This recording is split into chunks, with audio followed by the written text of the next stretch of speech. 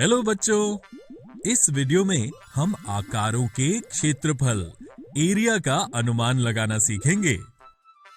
राजू और बबलू ने पतंगे बनाई हैं। राजू, देखो मेरी पतंग कितनी सुंदर है। बबलू ने राजू को अपनी पतंग दिखाकर कहा। हाँ बबलू, तुम्हारी पतंग तो सच में बहुत सुंदर है, लेकिन मेरी पतंग तुम्हारी पतंग से बड़ी है। राजू ने बबलू से कहा। नहीं, मेरी पतंग तुम्हारी पतंग से बड़ी भी है और सुंदर भी। बबलू ने राजू से कहा। चलो हम ग्रिड पेपर पर दोनों पतंगों के घेरे बनाकर इनके क्षेत्रफल ढूंढ ले। जिसकी पतंग का क्षेत्रफल ज्यादा होगा उसकी पतंग ज्यादा बड़ी होगी। बबलू ने राजू से कहा और फिर उसने उन दोनों की पतंगों के घेरे एक ग्रिड पेपर पर बना लिए। राजू तुरंत उन पतंगों के घेरे में आने वाले वर्गों की संख्या गिनने लगा। अरे राजू रुको, मुझे आकारों के क्षेत्रफल का पता लगाने की एक आसान प्रक्रिया आती है, मैं बताता हूँ। बबलू ने राजू से कहा। बबलू ने पहले राजू की पतंग के घेरे में इस तरह से त्रिकोण बना लिए। देखो राजू, तुम्हारी पतंग के घेरे में ये त्रिकोण इस वर्ग का आधा है और इस वर्ग का क्षेत्रफल 10 गुणा 10 या 100 स्क्वायर सेंटीमीटर है। इसलिए इस त्रिकोण का क्षेत्रफल 100 भाग 2 या 50 स्क्वायर सेंटीमीटर है। ठीक उसी तरह से ये 3 त्रिकोण भी इन 3 वर्गों के आधे हैं और इन तीनों वर्गों का क्षेत्रफल भी 10 गुणा 10 या 100 स्क्वायर सेंटीमीटर है। इसलिए इन तीनों त्रिकोणों के क्षेत्रफल भी 50-50 स्क्वायर सेंटीमीटर ही होंगे। अब ये नीचे का छोटा त्रिकोण इस वर्ग का आधा है। इस वर्ग का क्षेत्रफल 6 गुणा 6 या 36 स्क्वायर सेंटीमीटर है। इसलिए इस छोटे त्रिकोण का क्षेत्रफल 36 भाग 2 या 18 स्क्वायर सेंटीमीटर होगा। अब ये दूसरा छोटा त्रिकोण इस पहले छोटे त्रिकोण की तरह ही इस 36 स्क्वायर सेंटीमीटर के वर्ग का आधा है। इसका मतलब इस दूसरे छोटे त्रिकोण का क्षेत्रफल भी 18 स्क्वायर सेंटीमीटर ही है। अब अंत में हमें बस इन सभी त्रिकोणों के क्षेत्रफल को जोड़ना होगा और हमें तुम्हारी पतंग का क्षेत्रफल पता चल जाएगा। इस तरह तुम्हारी पतंग का क्षेत्रफल है 236 स्क्वायर सेंटीमीटर। बबलू ने राजू को समझाया। अरे वाह बबलू, ये तो बहुत ही आसान प्रक्रिया है। चलो अब मैं इसका इस्तेमाल करके तुम्हारी पतंग का क्षेत्रफल ढूंढता हूँ।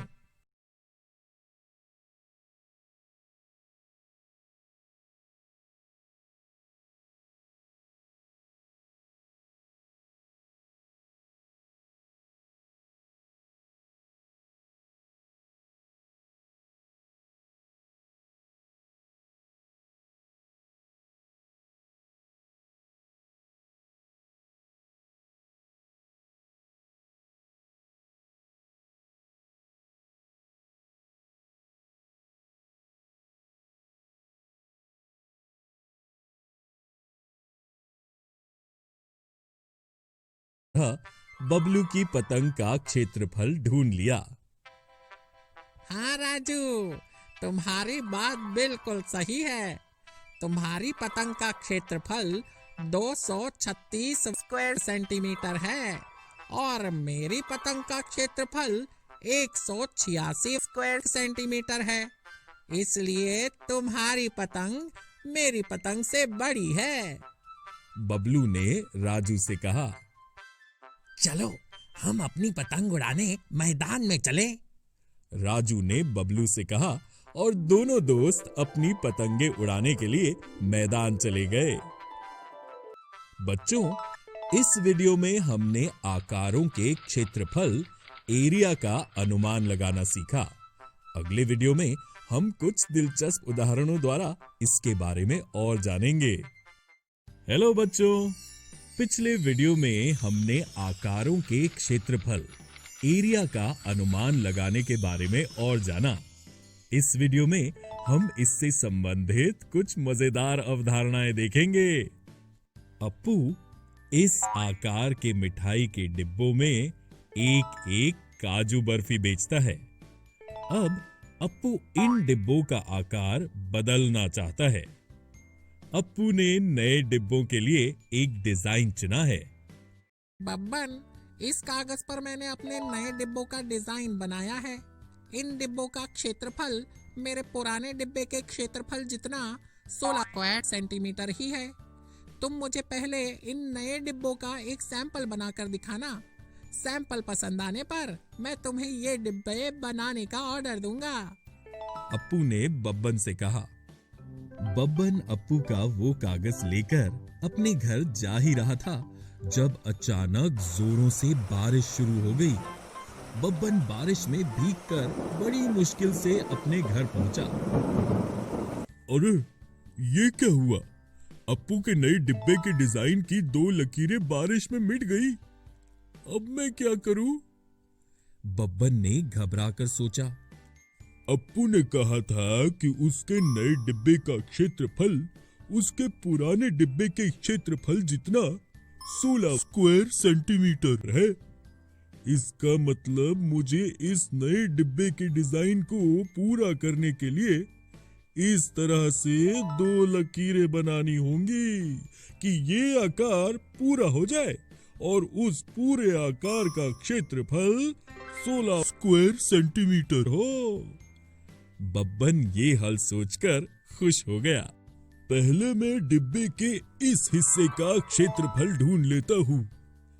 इस हिस्से को मैं इस तरह से 2 त्रिकोणों में बांट सकता हूँ। इस छोटे त्रिकोण का क्षेत्रफल इस वर्ग के क्षेत्रफल का आधा या 2 स्क्वायर सेंटीमीटर है और इस बड़े त्रिकोण का क्षेत्रफल इस आयत के क्षेत्रफल का आधा या 6 स्क्वायर सेंटीमीटर है। इस तरह डिब्बे के इस हिस्से का कुल क्षेत्रफल हो गया 2 में 6 जोड़ 8 स्क्वायर सेंटीमीटर। पूरे डिब्बे का क्षेत्रफल 16 स्क्वायर सेंटीमीटर है और डिब्बे के इस हिस्से का क्षेत्रफल है 8 स्क्वायर सेंटीमीटर। इसका मतलब डिब्बे के बचे हुए हिस्से का क्षेत्रफल होगा 16 में से 8 घटाकर 8 स्क्वायर सेंटीमीटर। अगर मैं ऐसी 2 रेखाएं बना लूं, तो डिब्बे के इस हिस्से में 2 त्रिकोण बन रहे हैं। इस छोटे त्रिकोण का क्षेत्रफल इस आयत का आधा या 3 स्क्वायर सेंटीमीटर होगा और इस बड़े त्रिकोण का क्षेत्रफल इस आयत का आधा या 5 स्क्वायर सेंटीमीटर है। इस तरह डिब्बे के इस हिस्से का क्षेत्रफल हो गया 3 में 5 जोड़ 8 स्क्वायर सेंटीमीटर। अरे वाह, मैंने अप्पू का नया डिजाइन फिर से बना ही लिया। बब्बन खुशी से नाचने लगा। फिर उसने तुरंत अपने डिजाइन के मुताबिक एक डिब्बे का सैंपल बना लिया और अप्पू के घर पहुंच गया। जब बब्बन ने अप्पू को वो सैंपल दिखाया तो अप्पू नाराज हो गया। बब्बन, ये सैंपल मेरे नए डिजाइन के मुताबिक नहीं है। मेरा डिजाइन तो ऐसा है। ये कहकर अप्पू ने बब्बन को उसका नया डिजाइन दिखाया। बब्बन चौंक गया। ऐसा कैसे हो सकता है? मैंने तो इस डिजाइन के मिटे हुए हिस्से का क्षेत्रफल ढूंढा था और वो 8 स्क्वायर सेंटीमीटर ही था। फिर तुम्हारा डिजाइन अलग कैसे हो सकता है? बब्बन ने अप्पू से कहा। तब अप्पू ने अपने डिजाइन के इस हिस्से का क्षेत्रफल ढूंढकर बब्बन को दिखाया और वो भी 8 स्क्वायर सेंटीमीटर ही था। बच्चों, क्या ऐसा संभव हो सकता है कि हम केवल 2 लकीरें खींचकर अलग अलग दिखने वाले ऐसे आकार बना सकते हैं जिनके क्षेत्रफल 8 स्क्वायर सेंटीमीटर हो? क्या आप किसी और तरीके से ऐसी 2 लकीरें बना सकते हैं? आप चाहें तो वीडियो को रोककर इसका उत्तर ढूंढ सकते हैं।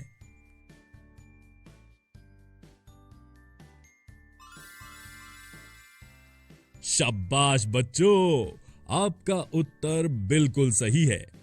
हम इन तरहों से भी ऐसी 2 लकीरें बना सकते हैं जिन्हें बनाने पर डिब्बे के दूसरे हिस्से का क्षेत्रफल 8 स्क्वायर सेंटीमीटर ही होता है। ऐसा इसलिए संभव हुआ क्योंकि अलग अलग आकारों के समान क्षेत्रफल हो सकते हैं। अप्पू और बब्बन को भी ये बात समझ में आ गई और बब्बन ने इस बार अप्पू को सही सैंपल बनाकर डिब्बे बनाने का कॉन्ट्रैक्ट हासिल कर लिया। बच्चों, इस वीडियो में हमने आकारों के क्षेत्रफल एरिया का अनुमान लगाने से संबंधित कुछ मजेदार अवधारणाओं को देखा। हेलो बच्चों, पिछले वीडियो में हमने आकारों के क्षेत्रफल एरिया ढूंढने के कुछ और दिलचस्प उदाहरण देखे। इस वीडियो में हम इससे संबंधित और भी मजेदार उदाहरण देखेंगे। बाजार में आजकल बहुत सुंदर और अनोखे आकारों की टाइलें उपलब्ध हो गई हैं। सभी लोग अपने अपने घरों को टाइलों से सजा रहे हैं। बब्बन ने अपना घर सजाने के लिए इस आकार की टाइलें खरीदी। बच्चों, क्या आप बता सकते हैं कि इस आकार की एक टाइल का क्षेत्रफल कितना होगा? आप वीडियो को रोककर इसका उत्तर ढूंढ सकते हैं। इस टाइल का क्षेत्रफल ढूंढने के लिए हम इस आकार को वर्गों और आयत में बांट सकते हैं। इस तरह इस टाइल का क्षेत्रफल हो गया 200 स्क्वायर सेंटीमीटर। मैं इन टाइलों से अपनी दीवार को सजा सकता हूँ, बब्बन ने सोचा। बब्बन ने अपनी दीवार को इन टाइलों से इस तरह से सजाना शुरू कर दिया। कुछ टाइलें लगाने के बाद बब्बन थक कर सो गया। अगर बब्बन ने अब तक इस तरह से टाइलें लगाई हैं, तो क्या आप बता सकते हैं कि बब्बन द्वारा लगाई गई टाइलें कितना क्षेत्रफल ढक रही हैं? इसका उत्तर ढूंढने के लिए आइए पहले हम ये पता लगाएं कि बब्बन ने अब तक कितनी टाइलें इस्तेमाल की हैं। बच्चों, क्या आप इसका उत्तर बता सकते हैं? जी हां, बब्बन ने अब तक 6 टाइलें इस्तेमाल की हैं। अब ये बहुत आसान है।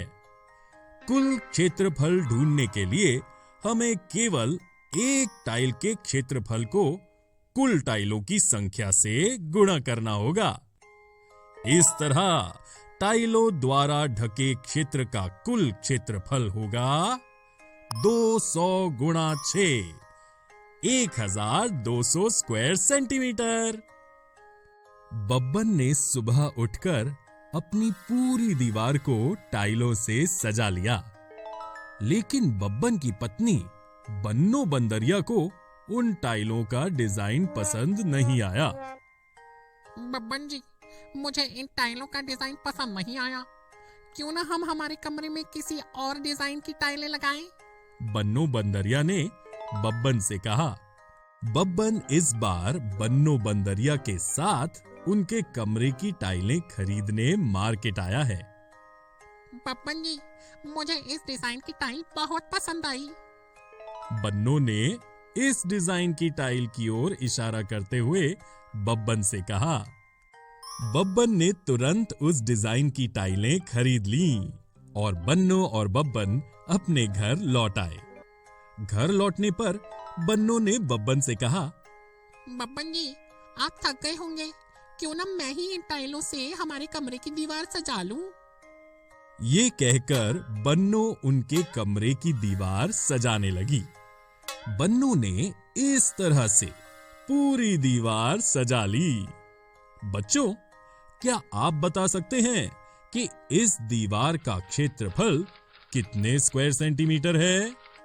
आप चाहें तो वीडियो को रोककर इसका उत्तर ढूंढ सकते हैं। पहले हम इस तरह से एक टाइल का क्षेत्रफल ढूंढेंगे। एक टाइल का क्षेत्रफल 288 स्क्वायर सेंटीमीटर है। दीवार को सजाने के लिए बन्नो ने ऐसी कुल 48 टाइलों का इस्तेमाल किया है। इसलिए दीवार का क्षेत्रफल होगा 288 गुणा 48, 13,824 स्क्वायर सेंटीमीटर। जब बब्बन ने बन्नो द्वारा सजाई दीवार देखी तो वो बहुत खुश हो गया और उसने बन्नो को उनके कमरे को इतनी खूबसूरती से सजाने के लिए धन्यवाद कहा। बच्चों, इस वीडियो में हमने आकारों के क्षेत्रफल एरिया ढूंढने से संबंधित और भी मजेदार उदाहरणों को देखा। आज हम सीखेंगे 3D आकारों के जाल के विषय में।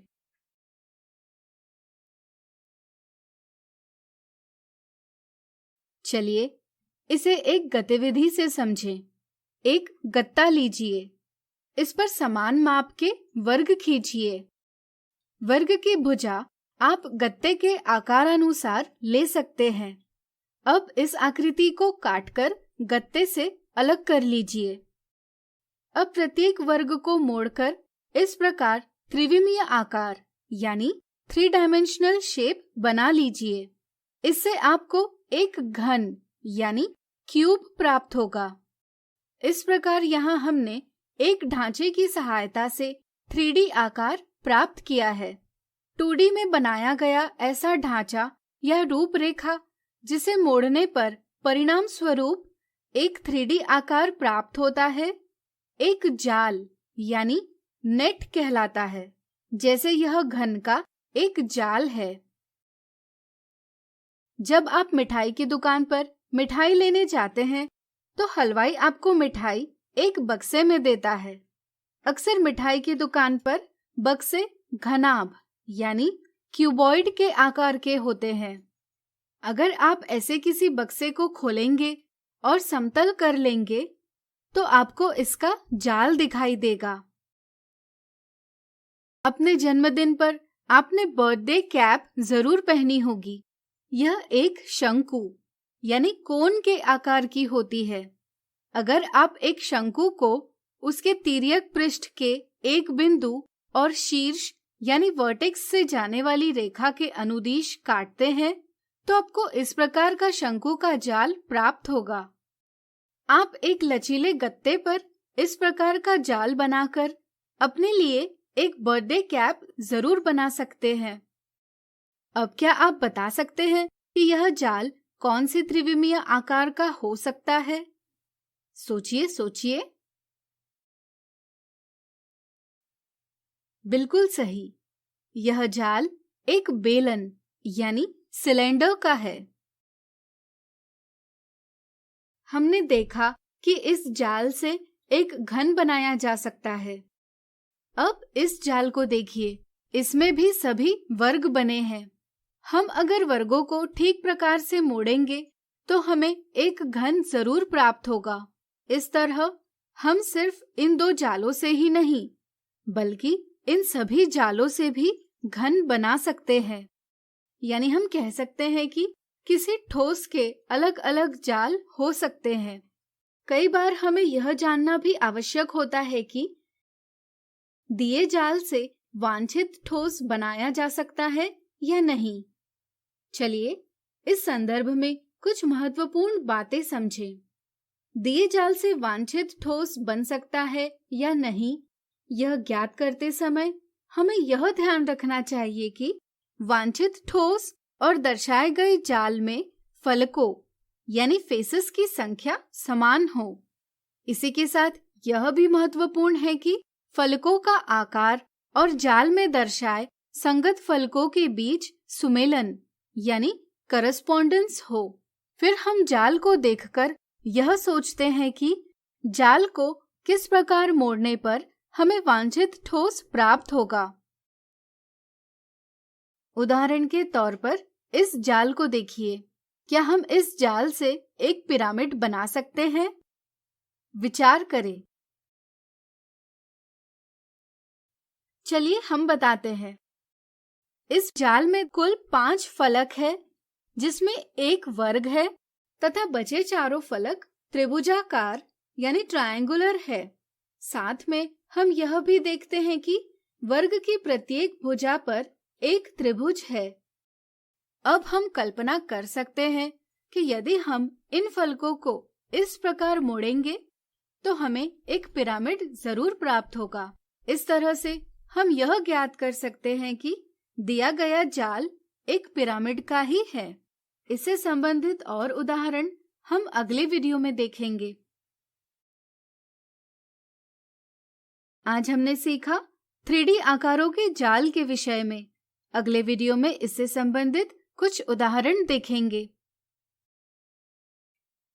आज हम देखेंगे तल आकृतियों और ठोस आकारों से संबंधित मिथ्या धारणाएं और कुछ साधारण गलतियां।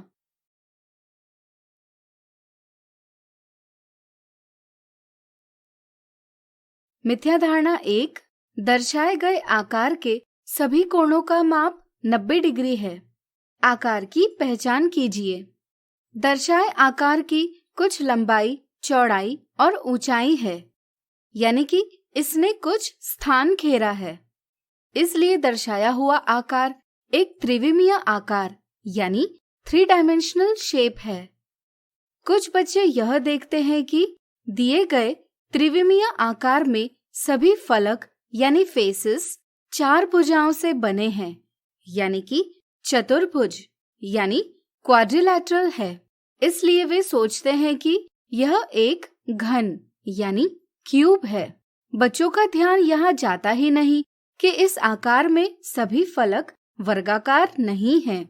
वे ऑप्शन 1 जवाब देते हैं, जो कि एक गलत जवाब है। घन के सभी फलक वर्गाकार होते हैं। दिए गए आकार में सभी फलक वर्गाकार नहीं हैं, इसलिए यह आकार घन नहीं है, लेकिन इसके सभी फलक आयताकार अवश्य है। एक त्रिविमीय आकार जिसके सभी फलक आयताकार हो घनाभ कहलाता है, जो कि दूसरा विकल्प है, यानी कि विकल्प 2 सही जवाब है। मिथ्या धारणा 2, दर्शाई गई आकृतियों में से कौन सी आकृति द्विविमीय आकार है? कुछ बच्चों की समझ होती है कि सिर्फ ज्यामिति के आकार जैसे आयत और वृत्त ही द्विविमीय आकार होते हैं, इसलिए वे सोचते हैं कि आकृति 3 एक द्विविमीय आकार नहीं है। इसलिए ऑप्शन 1 जवाब देते हैं, लेकिन यह एक गलत जवाब है।